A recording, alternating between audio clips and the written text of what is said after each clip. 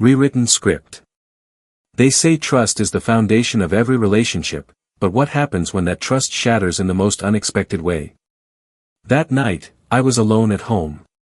My wife, Sarah, had left for a 3-day business trip. We had been married for 6 years, and I loved her more than anything, or at least I thought I knew what love was, until that knock on the door changed everything. It was Claire, Sarah's best friend. I hesitated for a second before opening it. It was almost 10 p.m. Why was she here so late? "Hey," she said, forcing a smile. "I was in the neighborhood and thought I'd stop by." Something felt off. Claire had always been friendly, but we weren't exactly close. She mostly hung out with Sarah. Still, I let her in. She walked straight to the living room, sat down, and folded her arms. "We need to talk," she said. A lump formed in my throat. Sarah and I had a solid marriage, or so I believed. We met in college, fell in love fast, and built a life together.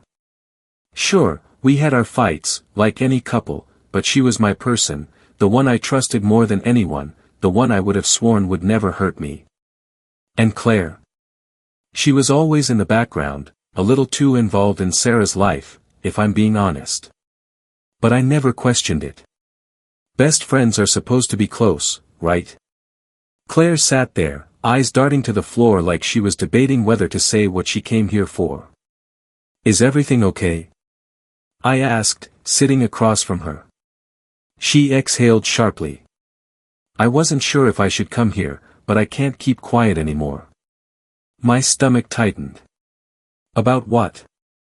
She looked at me, really looked at me, and then she said something that made my heart stop. "It's about Sarah." My mind raced. Was she hurt? Was she in trouble? 1,000 possibilities flooded my head, each worse than the last. "Claire, just say it," I urged. She bit her lip, then leaned forward, her voice barely above a whisper. "She's been lying to you." I felt a sharp chill run down my spine.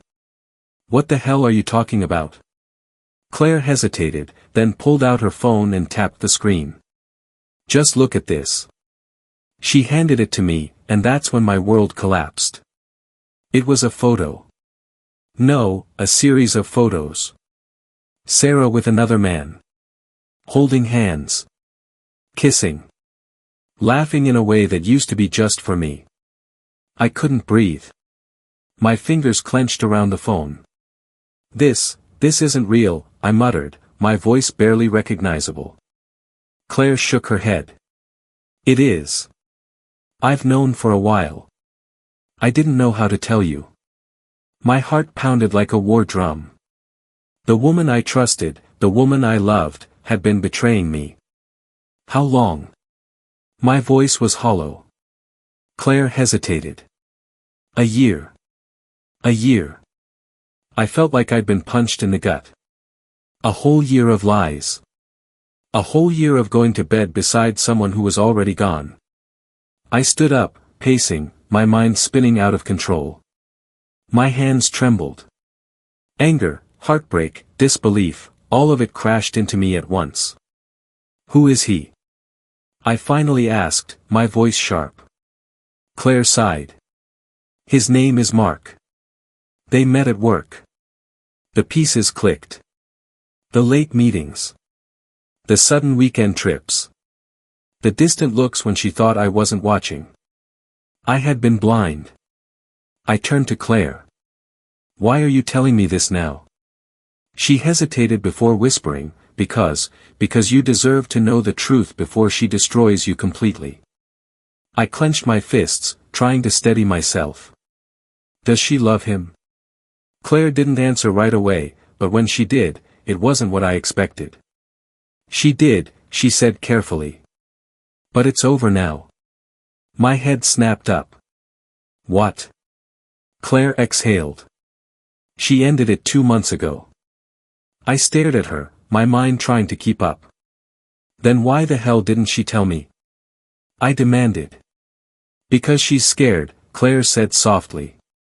"Scared of losing you." I let out a bitter laugh.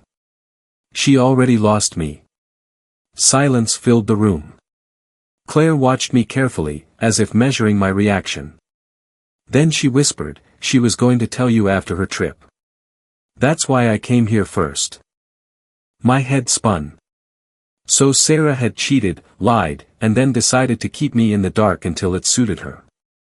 My blood boiled. But then something else clicked.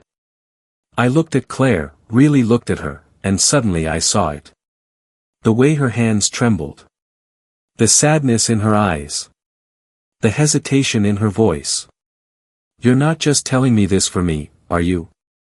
I asked slowly. She swallowed hard. I took a step closer. Claire, why do you care this much? She looked away, and then, so quietly I almost didn't hear, she whispered, because I love you. The room spun. What? I breathed. Her eyes filled with tears. I didn't mean to, but watching her betray you, watching you love her so much while she threw it all away, I couldn't stand it. My chest tightened. Claire. She shook her head. I'm not asking for anything. Her voice broke. I couldn't watch you suffer without knowing the truth. I didn't know what to feel. Anger. Pain. Confusion. The woman I loved had betrayed me, and the woman I never saw this way had been the one to save me from it. I was drowning. My mind screamed at me to do something, say something, but I just stood there, fists clenched, breathing heavy. Then I grabbed my keys. Where are you going? Claire asked, panicked.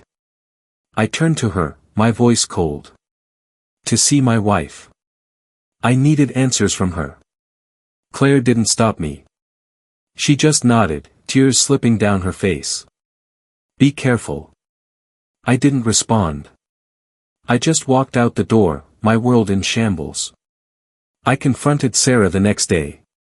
She cried, begged, said she had made a mistake, that she still loved me, that she wanted to fix us. But I saw the truth now. Love isn't just words. It's actions. And Sarah's actions had shattered everything we built. So I walked away. It hurt like hell, but sometimes the only way to heal is to let go. And Claire? She stayed by my side, not as a rebound, not as a replacement, but as someone who had always seen me, even when I didn't see myself. Life didn't stop there, though, and neither did I.